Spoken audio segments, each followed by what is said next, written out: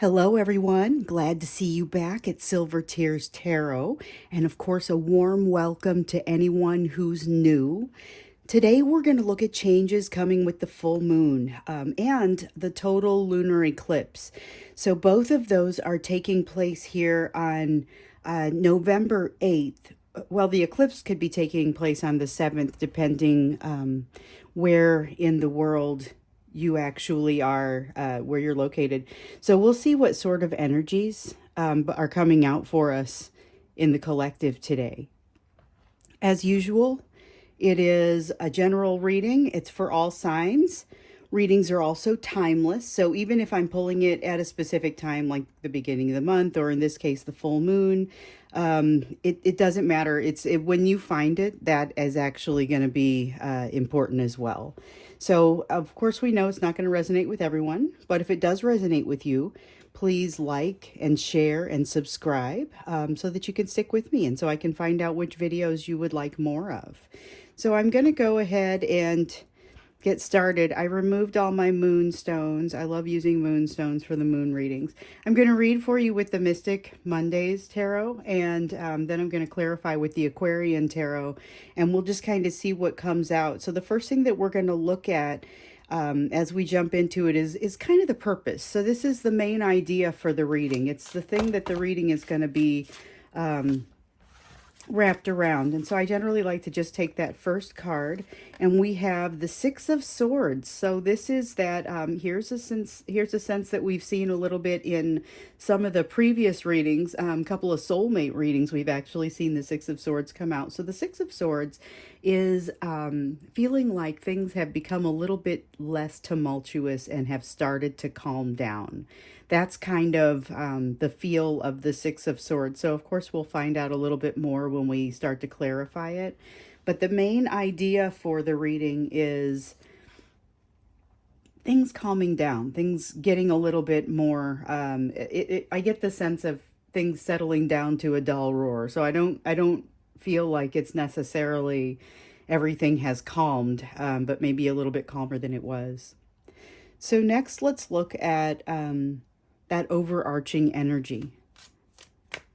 It's that energetic backdrop, I like to call it. So kind of what is the weather around, the energetic weather around us? Oh, no, this is too many.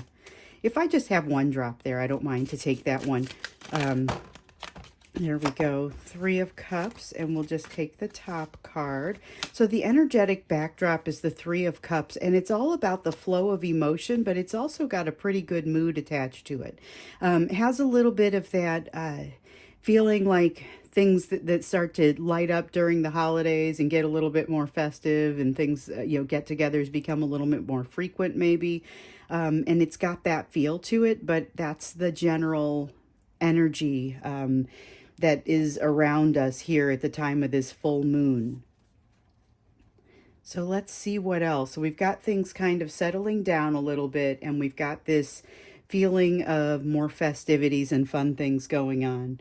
So let's see here. What we're looking at this point is going to be what is sticking out the most for you here during this time. What is sticking out the most for the collective during the time of the full moon and this lunar eclipse?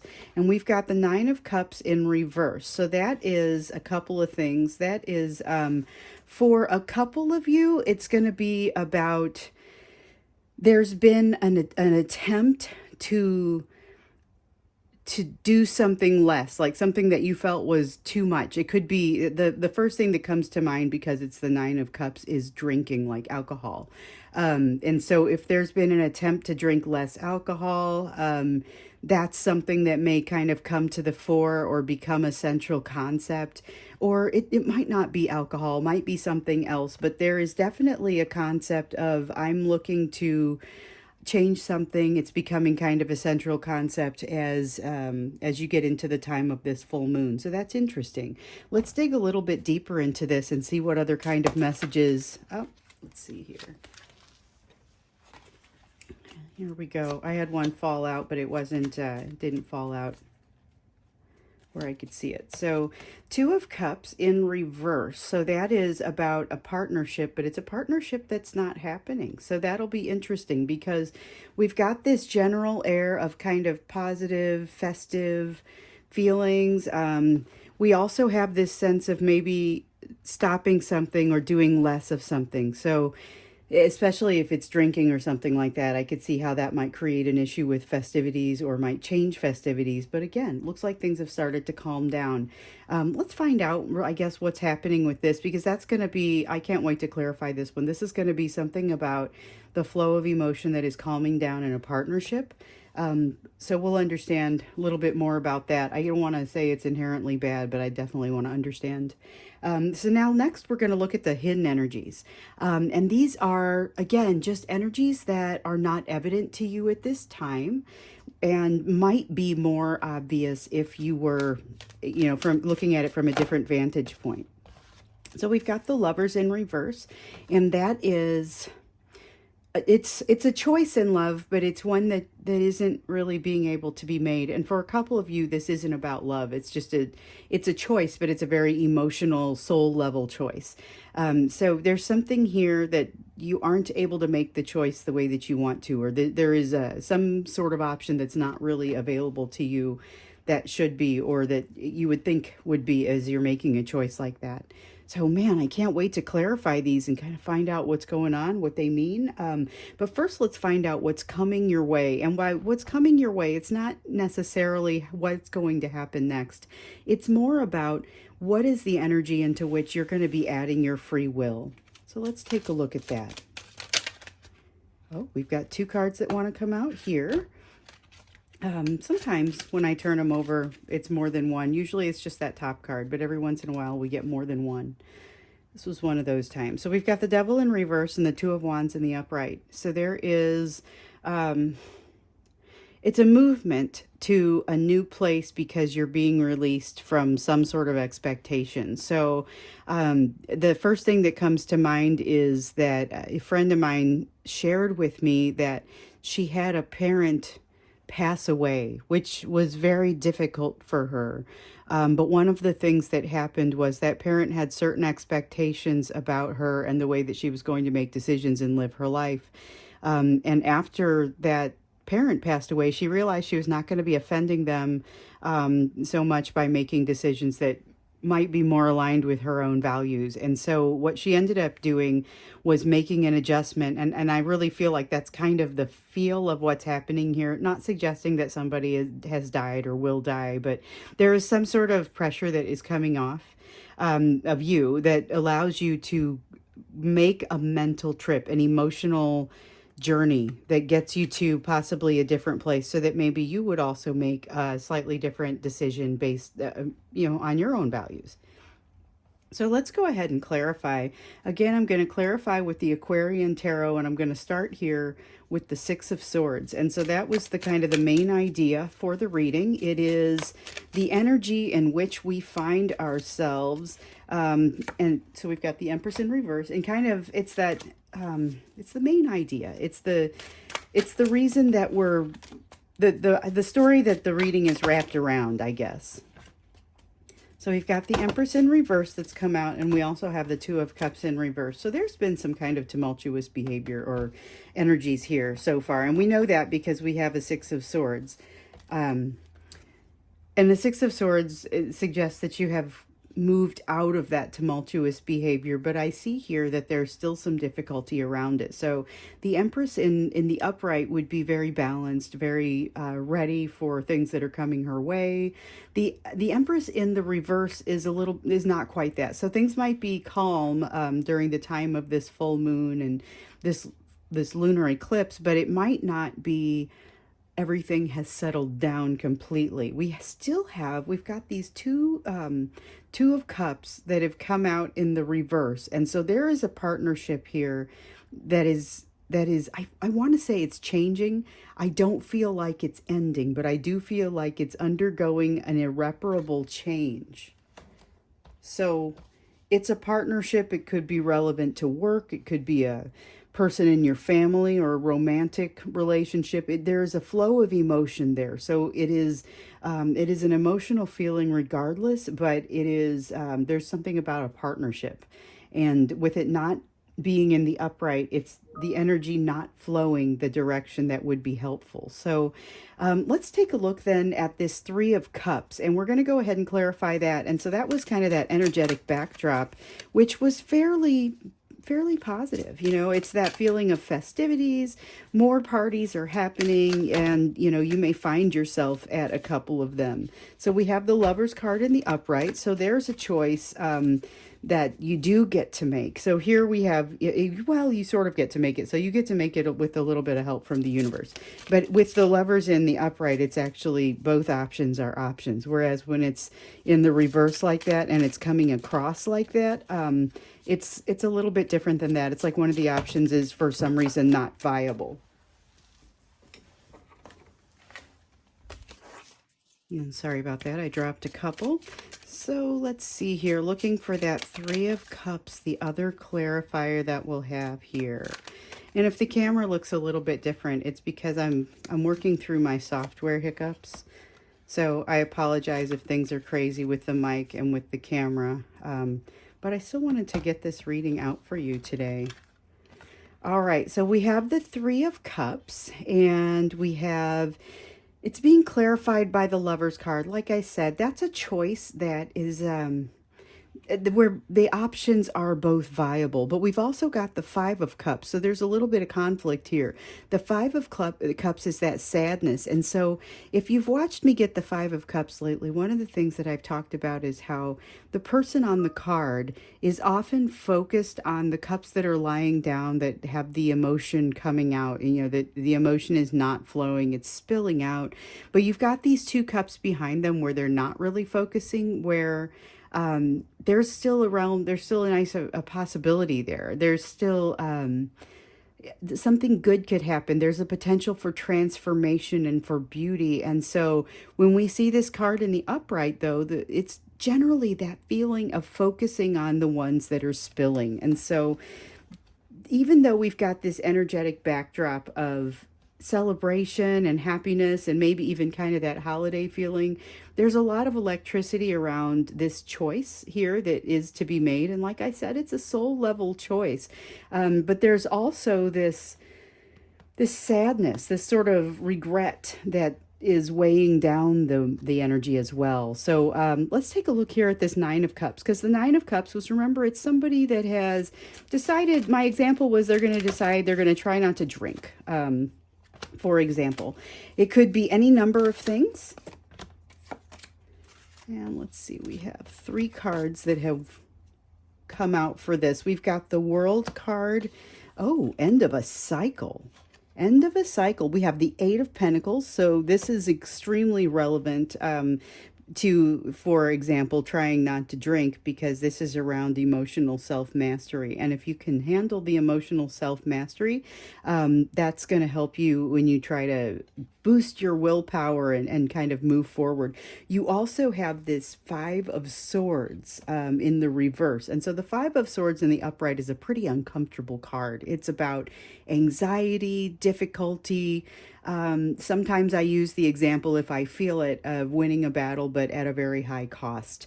In this case, with it being in the reverse, it's kind of walking away from that anxiety. So this whole feeling here ends up being a little bit more positive. So at first, when I was seeing the Nine of Cups in reverse, you know, it wasn't necessarily giving me that that feeling of wish fulfillment that's not happening, which you could get with the Nine of Cups. What I was instead getting was, this is somebody trying to cut something out of their life that's essentially kind of toxic and makes them unhappy.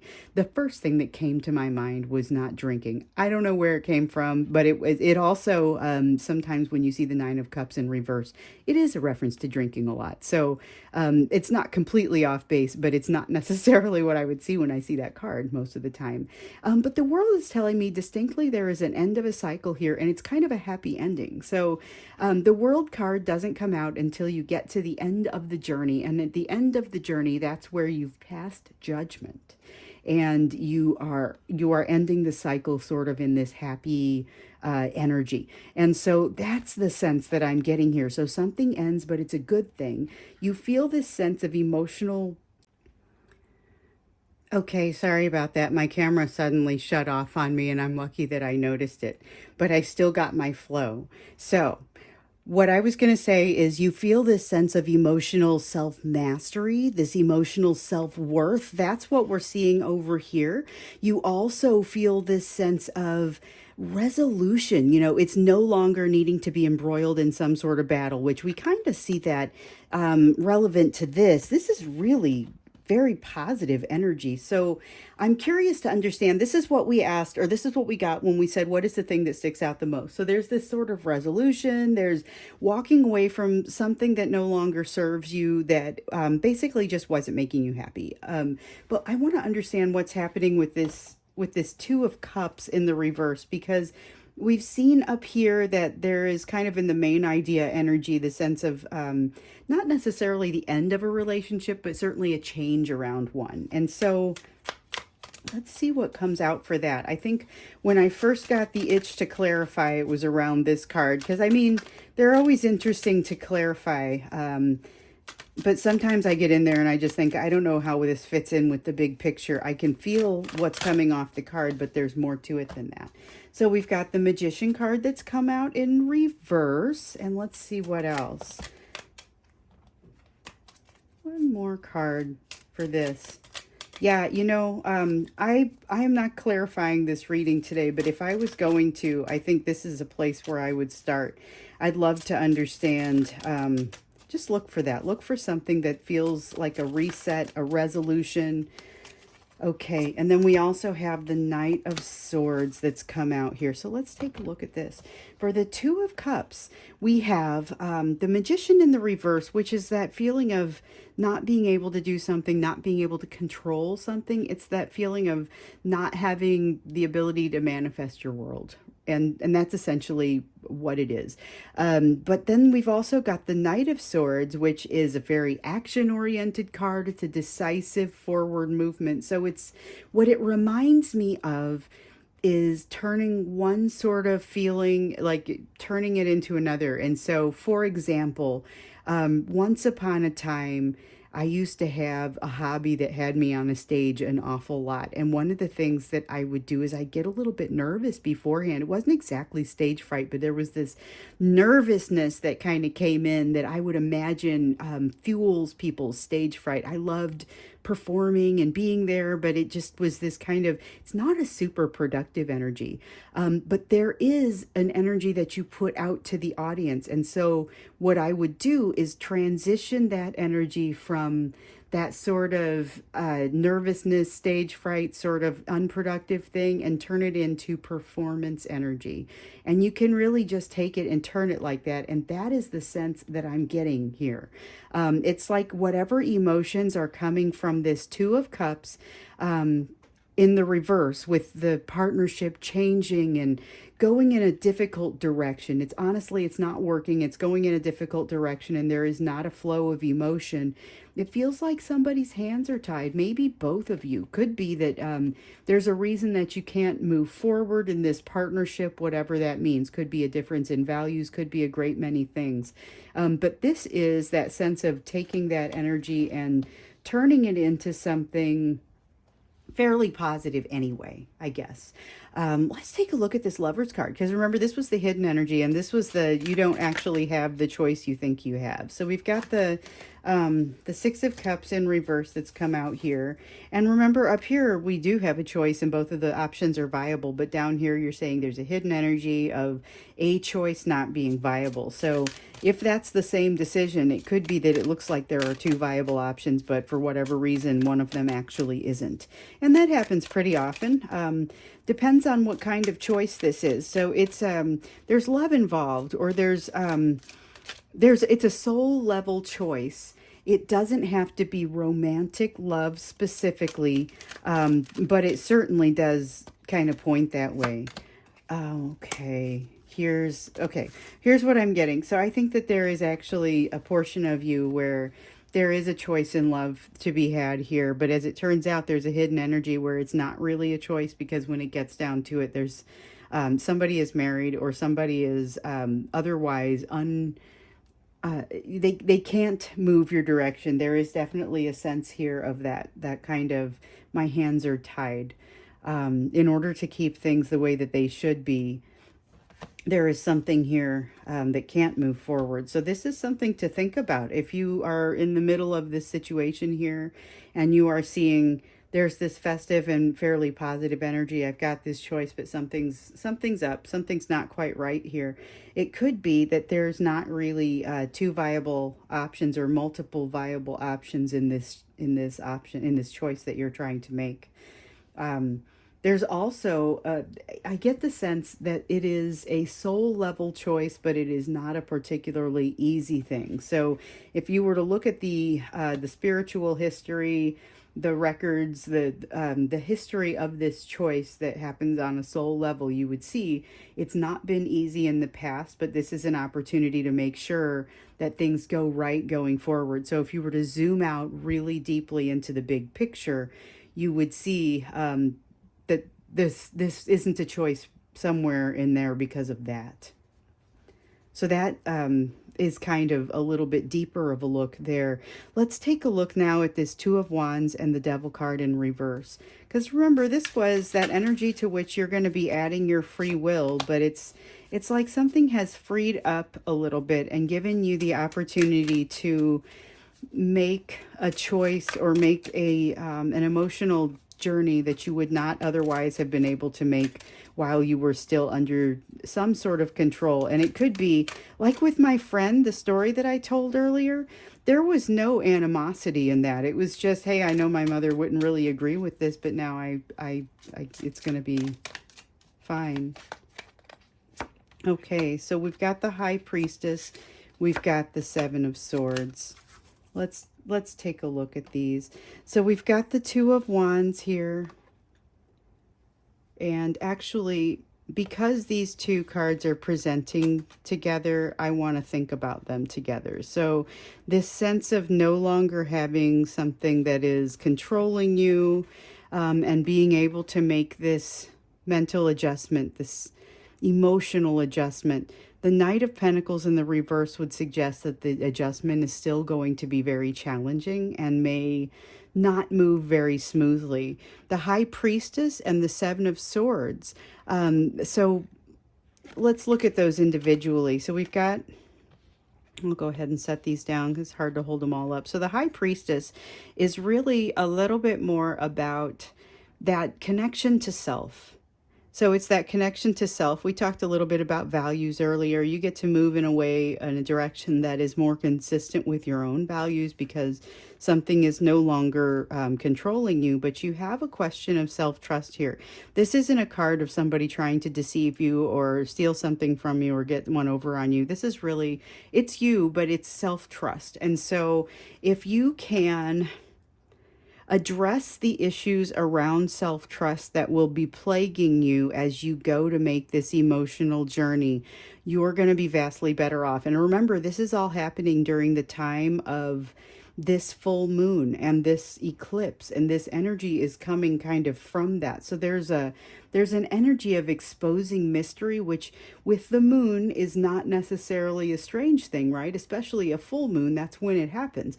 But we've got something where you're already feeling like you're coming into kind of some calmer territory here, but there's something it's a change that's not quite done being made. Things are still a little bit turbulent because you've got this partnership that doesn't seem to be moving forward or seems to be changing in some way. And then when we look at that partnership down here a little bit, we see there is this sense of feeling powerless, really, just feeling like that there's nothing you can do about it, going successfully or going the right direction, but then taking that energy and kind of diverting it, using it for something more useful.